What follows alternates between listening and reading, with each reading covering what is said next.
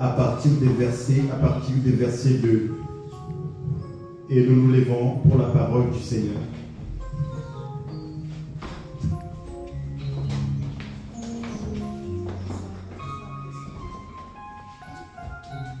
Gloire au Seigneur. Est-ce qu'une personne peut faire la lecture?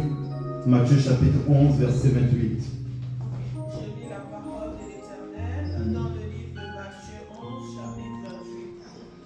Venez à moi, vous tous qui êtes fatigués et chargés, et je vous donnerai du repos. Prenez mon joug sur vous et recevez mes instructions, car je suis doux et humble de cœur, et vous trouverez du repos pour vos âmes. Amen. Car mon joug est doux et mon fardeau est léger. Alléluia. Amen. Quelqu'un prend vite Somme 62, verset 2.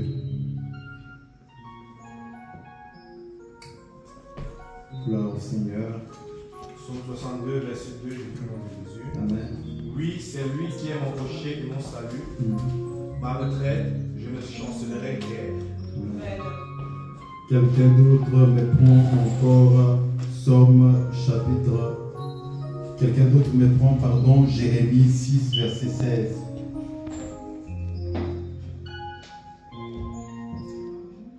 Jérémie 6, verset 16. Jérémie 6, verset 16. Ainsi parle l'Éternel. Placez-vous sur les chemins.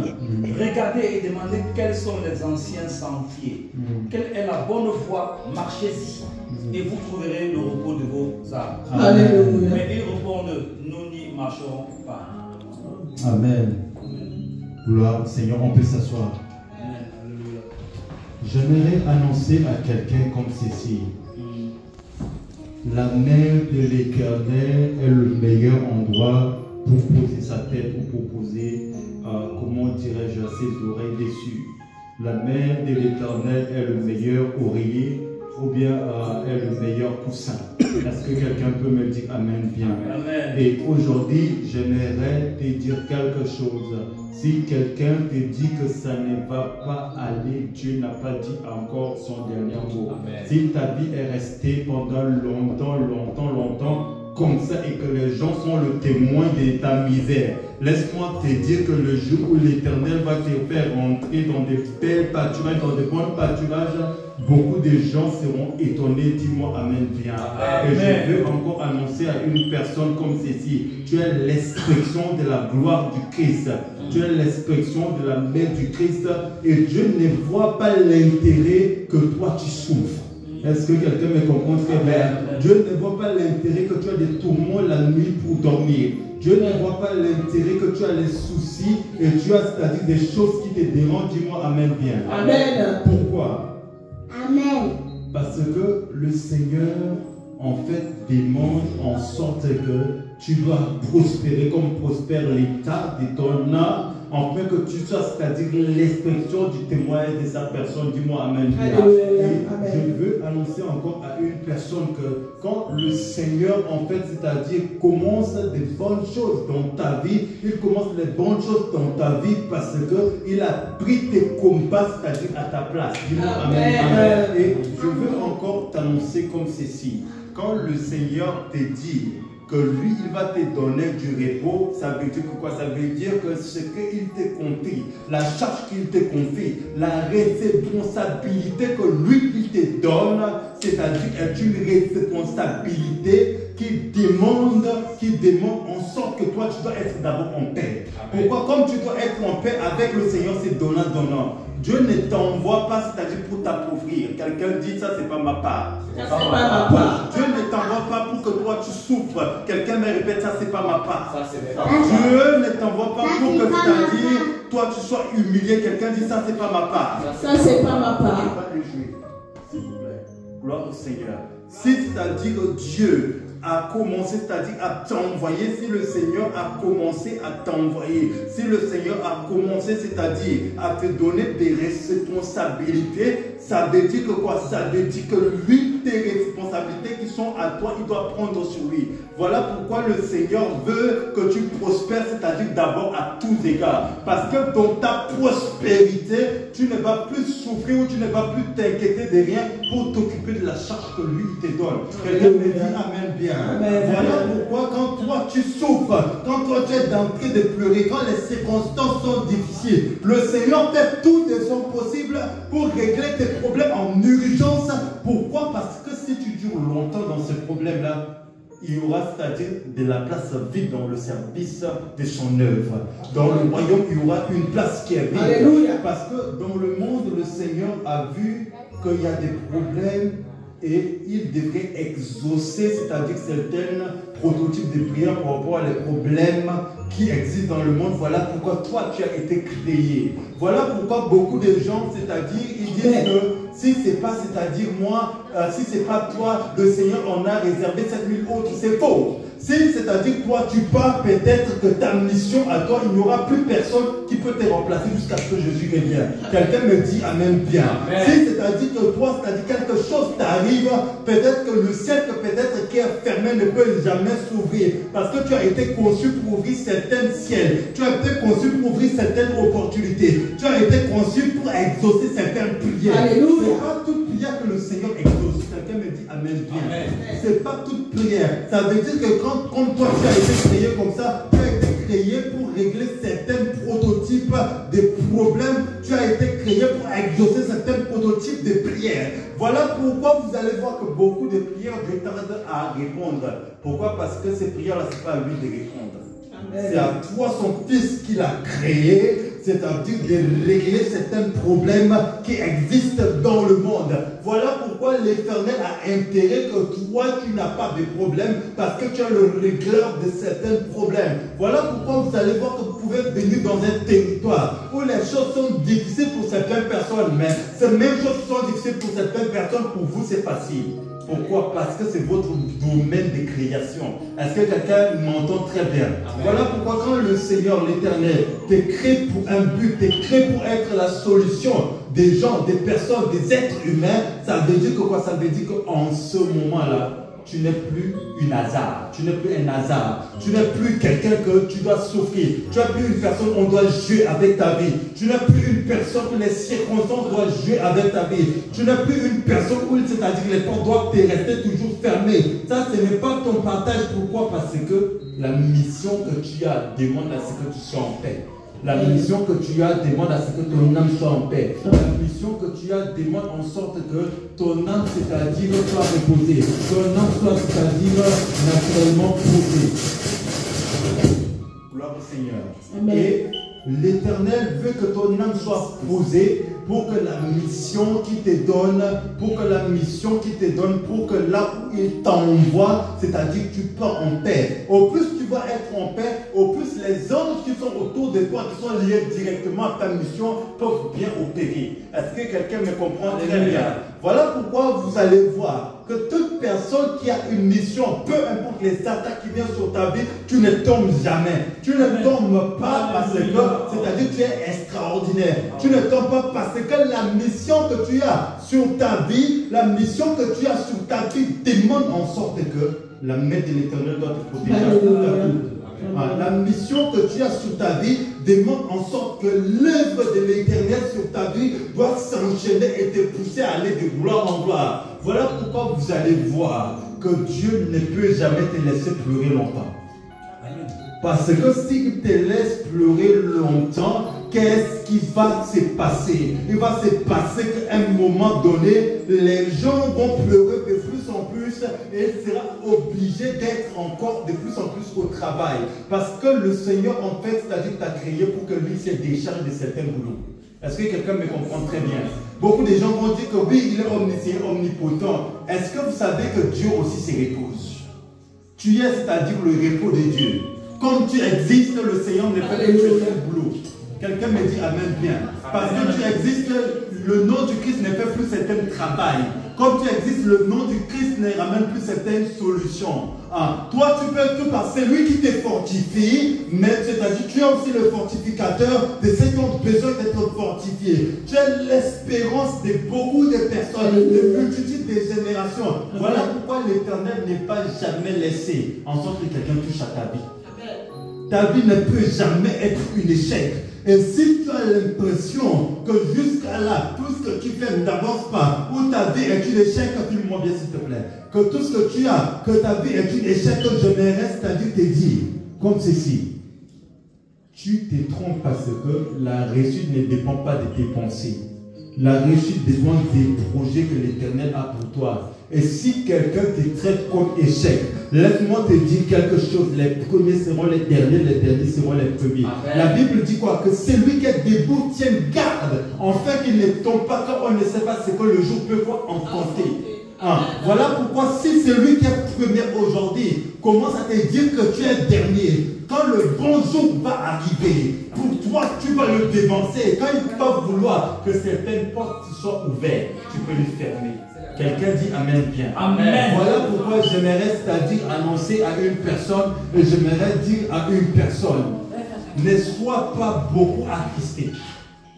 Ne sois pas attristé que les gens, c'est-à-dire, cherchent à t'aimer parce qu'ils sont plus élevés que toi. Ne sois pas attristé parce que les gens cherchent à te combattre parce qu'ils ont beaucoup plus de forces financières ou forces spirituelles que toi. Ne sois pas trop attristé parce qu'aujourd'hui, c'est leur temps. Mais peut-être que quand ta saison va arriver, quand la saison où la main de l'Éternel va te ramener devant, c'est-à-dire le trône de la grâce, va te faire asseoir, c'est-à-dire dans la table de la grâce, dans la table de l'élévation, dans la table de la prospérité, quand ce temps-là viendra, j'aimerais t'annoncer quelque chose. Que tu seras celui qui va signer des décrets pour certaines personnes. Amen. Et toute personne qui te ferme la porte aujourd'hui, ils auront besoin de toi pour leur ouvrir la porte demain. Amen. Moi personnellement, tu me fermes la porte aujourd'hui, demain si je suis plus grand que toi, je ne vais pas t'ouvrir la porte que tu m'as aussi fermée. Est-ce que quelqu'un me comprend? Tout ça c'est pour vous dire que quoi? C'est pour vous dire que chacun à son tour, c'est-à-dire dans le monde du règne de l'esprit. Ça veut dire quoi? Suivez-moi très bien. L'éléphant dure pendant presque 2 ans, pendant 22 mois. Vous savez pourquoi? Parce que quand un éléphanto est né, la tête tremble. Pourquoi? Mais les choses, c'est-à-dire, sont nées peut-être même chaque 6 mois. Est-ce que quelqu'un me comprend? Ça veut dire que les grandes choses prennent du temps. Si tu vois que ta vie prend tellement du temps pour grandir, tellement du temps pour être au-dessus de tes adversaires, au-dessus même de tes frères et de tes sœurs qui t'ont surdépassé, c'est parce que ta vie va être tellement très grande que le Seigneur demande le temps de t'enraciner d'abord. Est-ce que quelqu'un me comprend? Tant que le temps d'enracinement n'est pas fait, tu ne peux pas sortir grand. Voilà pourquoi tu vas voir que tu peux pleurer pendant ce temps-là.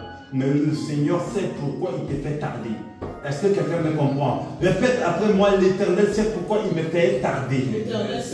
Répète avec conviction, l'Éternel sait pourquoi il me fait tarder. Parce que la grandeur des choses que Dieu veut faire avec toi, quand ça va commencer, les gens vont croire que tu as touché de la magie.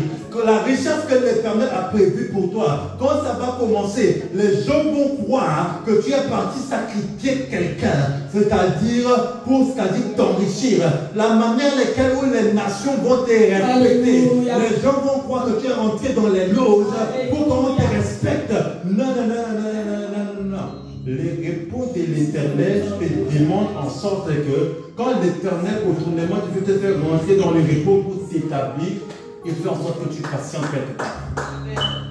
La patience que tu dois avoir quelque part détermine aussi, c'est-à-dire la grandeur de ta personnalité. Vous savez, il y a des gens dans le règne de l'esprit, tu vas voir quelqu'un qui est dans le cas d'extrêmement souffrir, souffrir, souffrir, souffrir, souffrir, souffrir et souffrir. Rester très, très, très, très, très loin de faire du mal à cette personne. Parce que des gens qui souffrent beaucoup comme ça, il y a un problème. Le jour où, quand tu vas toucher à leur vie, est-ce que quelqu'un m'entend? Tu vas seulement vouloir toucher à leur vie. Leur éternel des armées va se lever. Il va d'abord leur mettre grand, mais l'éternel va faire en sorte qu'ils vont te montrer.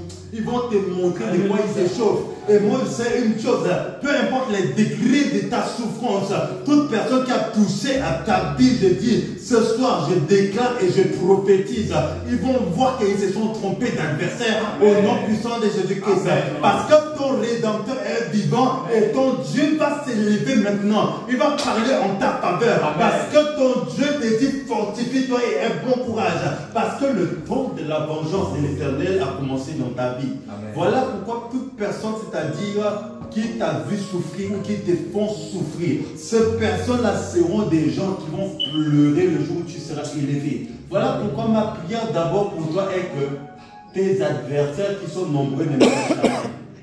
Quelqu'un me dit Amen bien. Amen. Je dis tes adversaires ne meurent jamais. Je dis tes ennemis ne meurent pas. Amen. Parce que si tes ennemis meurent, il n'y aura personne qui sera le témoin de ton établissement. Est-ce que quelqu'un me comprend? Pour qu'il y ait des témoins, il faut que ceux qui te combattent voient que quand, c'est-à-dire toi tu arrives quelque part, tout le monde se lève pour te donner la révérence.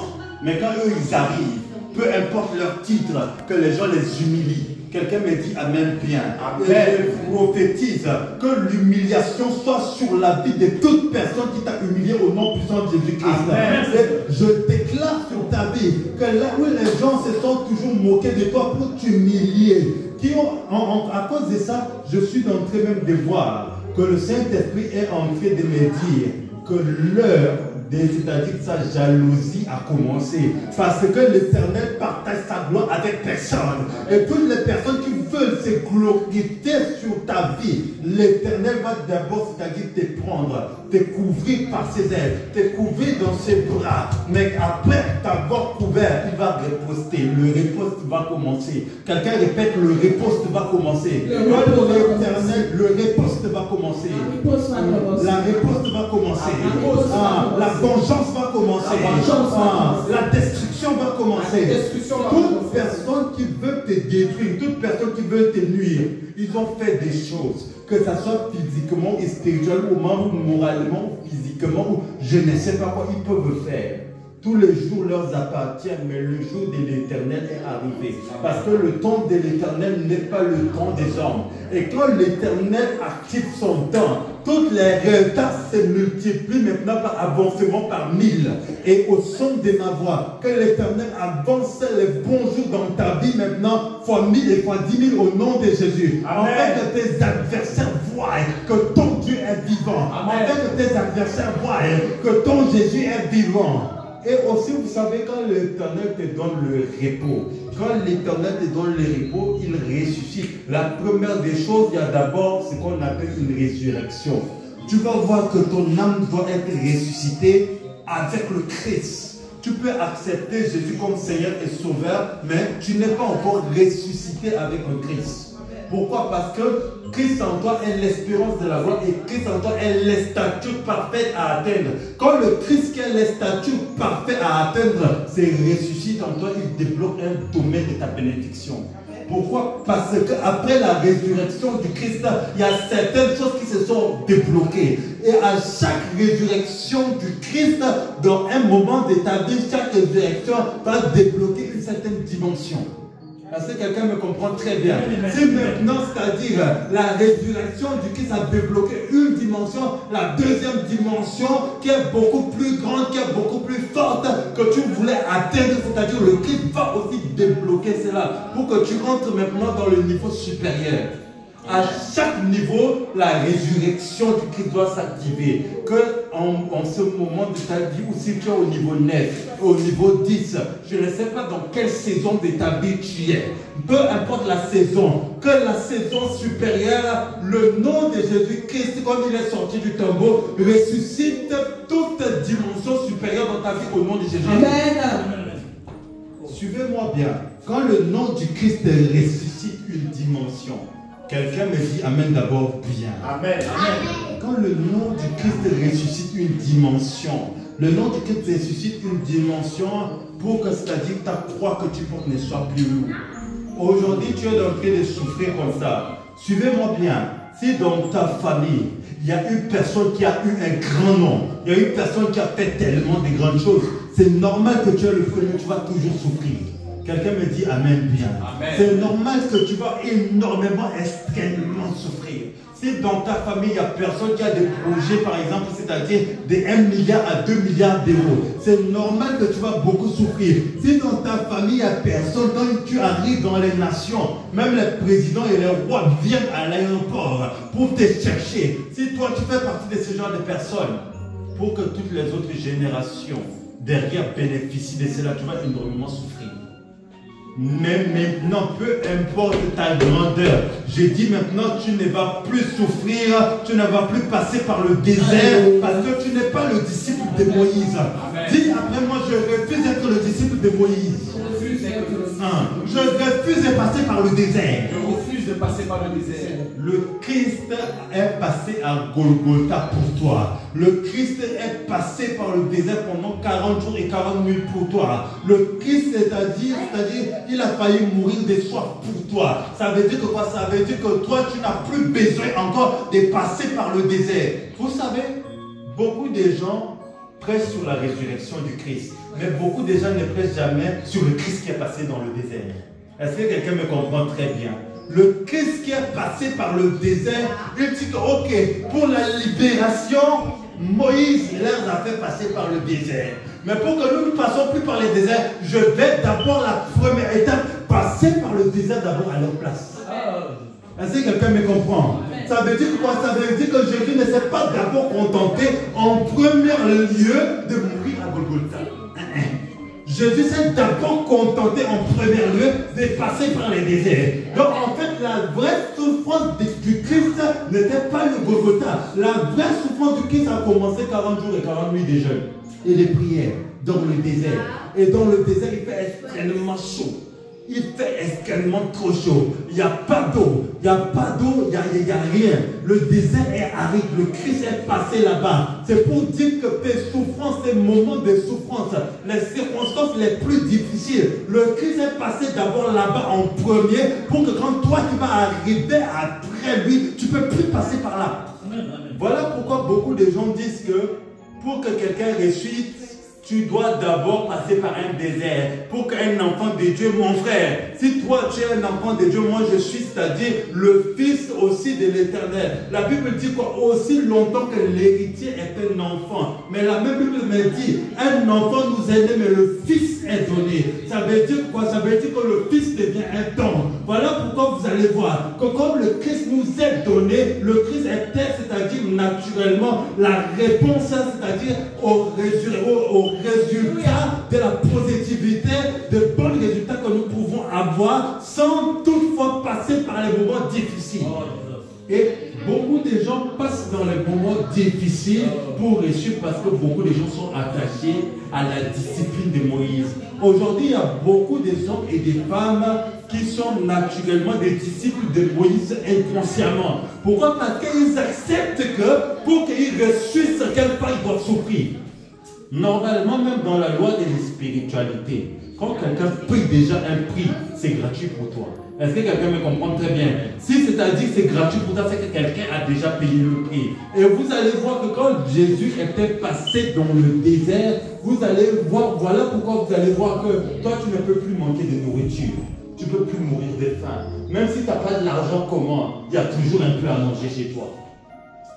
Est-ce que quelqu'un me comprend très bien? Parce que pendant 40 jours et 40 nuits, Jésus avait, c'est-à-dire manqué de la nourriture à ta place. Pendant 40 jours et 40 nuits, Jésus avait une soif à ta place. Pendant 40 jours et 40 nuits, Jésus, c'est-à-dire, s'est lamenté de fatigue à ta place. Ça veut dire que quoi? Ça veut dire qu'en fait, tes problèmes et tes soucis, le Christ les a pris avant d'aller à la croix. La croix est une finalité de toutes les pardons que tu devrais avoir, que le Christ avait déjà pris. Voilà pourquoi vous allez voir que quand le Christ était à la croix, il dit tout était droit accompli. Et le voile était déchiré. Et on pouvait voir le lieu très saint. Voilà pourquoi j'aimerais encore t'annoncer comme ceci. Le désert, lequel, c'est-à-dire, tu es dompté de passer. Si tu changes dans ton esprit que le Christ est passé à ta place, tu vas comprendre que il y aura un changement radical dans tout ce que tu fais. Pourquoi? Parce que en ce moment, tu n'as plus droit à vivre des souffrances pour essuyer. En ce moment, tu n'as plus droit, c'est-à-dire aux détresses pour essuyer. En ce moment, tu n'as plus droit aux pleurs pour essuyer. En ce moment, tu n'as plus droit aux cris pour essuyer. Le Christ est passé dans le désert à ta place. Est-ce que quelqu'un me comprend très bien? Donc ça veut dire quoi? Ça veut dire que si aujourd'hui, s'il vous plaît, si aujourd'hui, naturellement, vous êtes en train de souffrir comme ça et passer par un désert, je suis en train de voir dans le règne de l'esprit que le Seigneur est en train de me dire qu'il y a un changement de fréquence. Quelqu'un répète changement de fréquence. Répète avec conviction changement de fréquence. Répète encore changement de fréquence. Répète encore changement de fréquence. Répète encore changement de fréquence. Et pendant que tu répètes ça, ça devient une réalité dans ton esprit que le Christ est passé au désert à ma place. Vous savez, si le Christ est passé par le désert à ta place, tu vas voir que tu ne peux plus pleurer longtemps. Parce que lui, il a pleuré dans le désert. Jusqu'à en sorte que le diable, c'est-à-dire lui, il voit l'opportunité pour venir te tenter. Il a tellement souffert que dans le désert, le diable était venu pour lui dire que si tu étais le Fils de Dieu, tu peux te jeter et les anges peuvent venir t'attraper. Est-ce que quelqu'un me comprend très bien? Tout ça, c'est pour vous dire que quoi? Il a tellement souffert que le diable a eu l'opportunité de l'approcher. C'est dans la souffrance que le diable peut t'approcher. Est-ce que quelqu'un me comprend très bien? Est-ce que quelqu'un me suit très bien? Vous savez pourquoi Moïse a eu, c'est-à-dire le serpent en main? Le bâton qu'il avait en main quand il l'a jeté, c'est-à-dire c'était un serpent. Et quand il avait pris aussi, le bâton était un serpent. Est-ce que quelqu'un me comprend très bien? Il avait pris, s'il vous plaît, il avait pris, c'est-à-dire naturellement, le Dieu des pharaons en main. Pourquoi? Parce que tout simplement, Moïse, c'est-à-dire tué quelqu'un. Et comme il avait tué quelqu'un, il avait fui. Qu'est-ce qui s'est passé pour revenir? Pour que le sang qu'il a, c'est-à-dire coulé, n'écrit pas vengeance sur lui, il fallait que le Dieu du territoire soit dans ses mains. Est-ce que quelqu'un me comprend très bien? Et les dieux de beaucoup de territoires sont dans tes mains parce que l'Éternel t'établit sur eux pour que toi, c'est-à-dire naturellement, de toi-même, tu ne passes plus par les déserts. Tu peux amener les gens qui sont disciples de Moïse dans les déserts, mais toi, tu ne peux plus aller par le désert. Est-ce que quelqu'un me comprend très bien? C'est pour te dire que quoi? C'est pour te dire que l'Éternel a fait en sorte que Jésus-Christ est venu, il a cassé ce processus-là, que toi qui es maintenant Moïse, tu dois ramener les gens dans le désert pour qu'ils rentrent dans leur promesse. Ça veut dire que comme Jésus est passé par le désert à ta place, il t'a racheté. La Bible dit l'homme donne seulement que ce qu'il a reçu du ciel. Dis-le-moi bien s'il te plaît. Gloire au Seigneur. Merci Saint-Esprit. Et j'aimerais encore t'annoncer comme ceci. Tu iras loin. Tu ne vas pas souffrir, mais tu iras loin. Tu n'auras plus de souffrance, mais tu iras loin. Tu n'auras plus de pleurs, mais tu iras loin. Tu n'auras plus de détresse, mais tu iras loin. Tu n'auras plus, c'est-à-dire des retardements, mais tu iras loin. Parce que Jésus-Christ a eu des retards à ta place. Amen. Quelqu'un me dit Amen, bien. Amen. Jésus-Christ a eu des retards à ta place. Jésus-Christ a eu des retards à ta place. Jésus-Christ a eu des ralentissements à ta place. Jésus-Christ a tellement souffert avant d'aller à Golgotha à ta place. Amen. N'accepte plus. Répète après moi, je n'accepte plus de passer par le désert. Je n'accepte plus de passer par le désert. Je refuse de passer par le désert. Maintenant, tu vas rentrer dans ta terre promise avec, c'est-à-dire la gloire et le nom et la victoire du Christ. Parce que quand pendant que, c'est-à-dire le Christ était passé par le désert, c'était après Moïse. En ce moment-là, il y avait dans le désert, il y a aussi des serpents. Dans le désert, il y a des scorpions. Dans le désert, il y a des éléments les plus dangereux. Il y a des animaux les plus dangereux. Mais toi, le Christ est passé à ta place. Donc tu ne peux plus affronter des prédateurs les plus dangereux. Ça veut dire que quoi? Aujourd'hui, toi, ta vie n'est plus menacée. Amen. Ta vie n'est plus menacée. Pourquoi? Parce que Jésus-Christ a eu assez de menaces. Parce que la souffrance du Christ n'a pas commencé à Golgotha. Est-ce que quelqu'un me comprend très bien? La souffrance du Christ a commencé dans le désert. Et comme la souffrance du Christ a commencé dans le désert est effacé, c'est-à-dire dans ton parcours des riches. La souffrance est effacée dans ton parcours de réussite. Les choses difficiles sont effacées dans ton parcours de réussite. Est-ce que quelqu'un me comprend très bien? Donc, dans ton parcours de réussite, même c'est-à-dire le carte du désert, c'est-à-dire que dans cette terre ici pour toi est effacée. Voilà pourquoi l'Éternel te prend. Il te ramène dans la promesse. L'Éternel te prend. Il te ramène dans les moments et dans les lieux les plus élevés. Amen. Sans toutefois que tu verses encore des larmes. Amen. Et ce soir, tu vas plus verser des larmes. Pour c'est-à-dire avoir ce que ton cœur désire. Amen. Et pour finir, j'aimerais encore dire à une personne comme ceci. Tu ne vas plus pleurer et tu ne vas jamais pleurer encore autrement dit pour aller loin. Quelqu'un dit Amen. Amen. Tu ne vas plus pleurer pour aller loin. Amen. Tu ne vas plus pleurer, c'est-à-dire autrement dit pour être c'est-à-dire dans la ligne ou bien dans la liste des gens les plus grands. Tu seras grand sans toutefois payer le prix. Quelqu'un me dit Amen bien. Amen. Tu seras plus riche sans toutefois payer le prix, même si tu es un premier. Amen. Un premier dans ta famille à être le plus riche. Tu seras élevé sans payer le prix d'élévation. Parce que le Christ a payé ce prix à ta place. Amen. Et je dis ce soir, tes pleurs des grandeurs sont finies. Je dis, tu ne vas plus pleurer, mais l'Éternel va t'élever. Tu ne vas plus crier des cris de détresse et de douleur, mais l'Éternel va s'élever pour te dire qu'avant que tu pries ou avant que tu pleures, avant que tu pries, avant que tu cries, l'Éternel va t'élever sans que tu dises un mot. Pourquoi? Parce que le Christ est passé par le désert à ta place. Amen. Et ce soir, je veux t'encourager pour te dire, le repos du Christ et la réussite du Christ ne va jamais, jamais dépendre de ta qualité de la souffrance. Si tu as attendu longtemps, les enfants d'Israël avant d'attendre que Moïse, ils ont attendu longtemps. Mais toi, c'est le Christ qui est passé par le désert, qui est mort pour toi, et puis c'est-à-dire que sa victoire t'attendait. Est-ce que quelqu'un me comprend très bien? Ça veut dire que c'est plus, c'est-à-dire toi qui attends le libérateur, mais c'est le libérateur qui t'attend. Allô? C'est le libérateur qui t'attend. C'est plus toi qui cherchais, c'est-à-dire à sortir de la victoire, à sortir, c'est-à-dire de la misère, à rentrer dans la victoire. Non, non, non, non. C'est plus toi qui attends la victoire, mais c'est la victoire qui t'attend. C'est plus toi qui attends, c'est-à-dire la réussite, c'est la réussite qui t'attend. C'est plus toi qui attends l'élévation, c'est l'élévation qui t'attend. Pourquoi? Parce que le Christ est mort en 2000 ans et peut-être toi tu es né en 1900, je ne sais pas combien. Est-ce que quelqu'un me comprend très bien? Amen. Donc, j'aimerais te dire une chose, que la victoire du Christ t'attend. Quelqu'un me dit Amen bien. Amen. La victoire du Christ t'attend. Répète avec conviction, la victoire du Christ m'attend. La victoire du Christ m'attend. La victoire du Christ m'attend. La victoire du Christ m'attend. À partir de ce soir, sache-le bien. Pour finir, j'aimerais t'annoncer que la victoire du Christ t'attend. J'aimerais t'annoncer que la réussite du Christ t'attend. J'aimerais t'annoncer que le nom de Jésus-Christ dans ta vie, le nom de Jésus-Christ dans ta vie n'est pas en vain. Le Christ est passé par le désert. Même encore, tu ne peux plus manquer d'argent. Je vais vous dire pourquoi. Pour que le Christ paye des impôts. Hein?